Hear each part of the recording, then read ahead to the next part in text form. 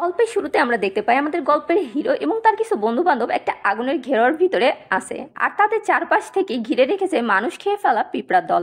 আর এই আগুন নিভে গেলেই, সূর্য ওঠার আগেই এই পিঁপড়া ওদের খেয়ে নিবে। ঠিক সেই সময় হিরোকে ওর বন্ধুরা ধাক্কা দিয়ে আগুনের ঘেরাওয়ার থেকে বাইরে ফেলে দেয়, আর এই ছেলেকে মানুষ খেয়ে পিঁপড়াগুলো ওকে খেয়ে ফেলে। ঠিক তখনই ছেলেটা চমকে ওঠে এবং স্বপ্ন ভেঙে যায়, আর সে দেখে তারা আবারও ওই সেই গেস্ট হাউসের সামনে এসে পড়েছে। তখন সে বুঝতে পারে সে দ্বিতীয়বার বাঁচার সুযোগ পেয়েছে, আর এটা সেই গেস্ট হাউস যেখানে এই দুর্ঘটনা ঘটবে। ছেলেটা নিজের পায়ের কাছে কিছু পিঁপড়া দেখে ভয় পেয়ে যায় আর সবাইকে বলে আমাদের এখান থেকে জলদি করে চলে যেতে হবে। কিন্তু ছেলেটার বন্ধু আর গার্লফ্রেন্ড তাকে পাগল ভাবে আর ওকে টিটকারি মেরে বলে, তুমি তো পিঁপড়াকেও ভয় পাও দেখছি। হোটেলের মালিক জলদি করে এক কেটলি গরম পানি পিঁপড়ার গর্তে ঢেলে দেয়।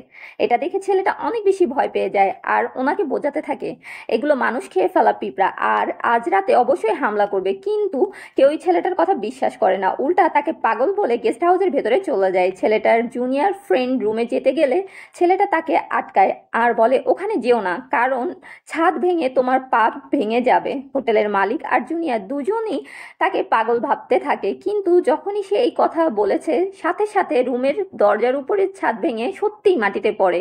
জুনিয়র পুরাই অবাক হয়ে যায়, ছেলেটা যদি তাকে না আটকাতো তাহলে সে সত্যি অনেক বেশি আঘাত পেত। এবার মেয়েটা ওর কথা বিশ্বাস করে আর ছেলেটাকে সে সাহায্য করতে রাজি হয়। এদিকে সন্ধ্যা হতে আর বেশি দেরি নেই, তাই ছেলেটা আর জুনিয়র সবাইকে বাঁচানোর জন্য কিছু জিনিসপত্র কিনতে বাজারে চলে যায়, আর বাকি বন্ধুরা এখানে বসে গল্প করছিল। আর তখনই ছেলেটা আর জুনিয়র জিনিসপত্র নিয়ে ফিরে আসে, তখন তাদের বন্ধুরা তাদের মজা ওড়াতে শুরু করে। এদিকে ভালো ভালো রুমগুলো প্রথমেই তারা নিয়ে নিয়েছে, আর ছেলেটাকে একটা পুরনো ভাঙাচোরা নোংরা রুম দিয়েছে। রাতের বেলায় সবাই যখন একটা ছোটোখাটো পার্টি দিয়ে মজা করছিল, ছেলেটা তখন বারবার ঘড়ি দেখছিল। ঠিক তখনই সেই সময় কিছু পিঁপড়া দুইটা মেয়ের পায়ে উঠে পড়ে, দেখে তারা ভয় পেয়ে যায়। এদিকে ছেলেটার বন্ধুটা ওই সময় তার মাথায় কিছু পড়েছে অনুভব করে, সে পিছু ঘুরে উপরে তাকাতেই আর সে দেখে একটা বড় পিঁপড়া তার মাথার উপরে ঝুলে আছে। এতে দেখে ছেলেটা অনেক জোরে চিৎকার করে ওঠে, কিন্তু সবাই যখন তার দিকে দেখে তখন ওখানে কিছুই ছিল না। ছেলেটা ভাবে হয়তো এটা তার ভুল ধারণা। ঠিক তখনই একদল পিঁপড়া টেবিলে রাখা খাবারের উপর উঠে পড়ে। এটা দেখে ছেলেটা একটা স্প্রে নিয়ে পিঁপড়ার উপরে ছিটাতে থাকে, এতে করে সব পিঁপড়াগুলো ভেগে যায়। কিন্তু তারা জানতো না আগে তাদের সাথে কি ঘটতে চলেছে। এদিকে সবাই যার যার মতো রুমে চলে যায়, আর এই জুনিয়র মেয়েটা যখন তার রুমে আসে সে দেখে তার জানালায় আজব কিছু দেখা যাচ্ছে। সে চিৎকার করতে করতে তার দিকে স্প্রে মারতে থাকে। ওর চিৎকার শুনে বাকি বন্ধুরাও ওইখানে এসে পড়ে, কিন্তু ততক্ষণে পিঁপড়াটা গায়েব হয়ে যায়। যখন মেয়েটা বলে সে বড় একটা পিঁপড়া দেখেছে, কেউ ওর কথা বিশ্বাস করে না, আর এই মেয়েটা মজা করে বলে বাইরে তো একটা মশাও নেই, তুই বড় পিঁপড়া দেখলি। সবাই ওকে পাগল বলতে থাকে, শুধুমাত্র ওই ছেলেটা ওর কথা বিশ্বাস করে। তারপর সবাই যা যার মতো তাদের রুমে চলে যায়।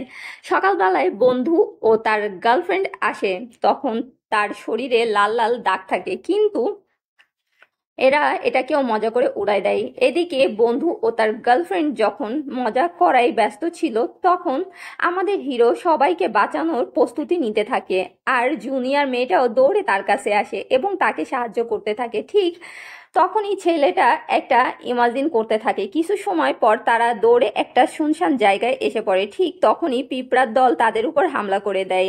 জুনিয়র মেয়েটা হিরোকে বাঁচানোর জন্য ধাক্কা দিয়ে সরায় দেয়, কিন্তু সে নিচে পড়ে যায় আর পিঁপড়ার দল তাকে খেয়ে ফেলে, আর সবাই ভয়ে চিৎকার করতে থাকে। তখনই হিরো ওই সময় ফিরে আসে যেখানে জুনিয়র মেয়েটা দৌড়ে ওর কাছে এসেছিল। সে মনে মনে ভাবতে থাকে যে এইখান থেকে যেভাবেই হোক আমার বের হতেই হবে। সে একটা হারভেস্টার মেশিন নিয়ে বের হয়। অন্যদিকে তার বন্ধুরা গরম পানিতে মজা করছিল। হঠাৎ করে এক বন্ধুর হাতে ধাক্কা লেগে জুসের গ্লাস পড়ে যায়, আর সব জুস পিঁপড়াদের উপরে যেয়ে পড়ে। এটা দেখে আমাদের হিরো বলে মিষ্টি পানিতে মানুষ খেকো পিঁপড়া জলদি রিয়াকশন দেয়, বেশি দেরি লাগবে না, ওরা আমাদেরকে ঘিরে নেবে। একটা মেয়ে হিরোর মজা ওড়ায় আর বলে মানুষ খেকো পিঁপড়া আমাদের খেয়ে ফেলবে, তুমি হয়তো অনেক বেশি নোবেল পড়ে ফেলেছো, তাই বলে তুমি কি সবসময় আমাদের ভয় দেখাতে থাকবে নাকি। এটা শুনে সবাই হিরোর মজা ওড়াতে শুরু করে।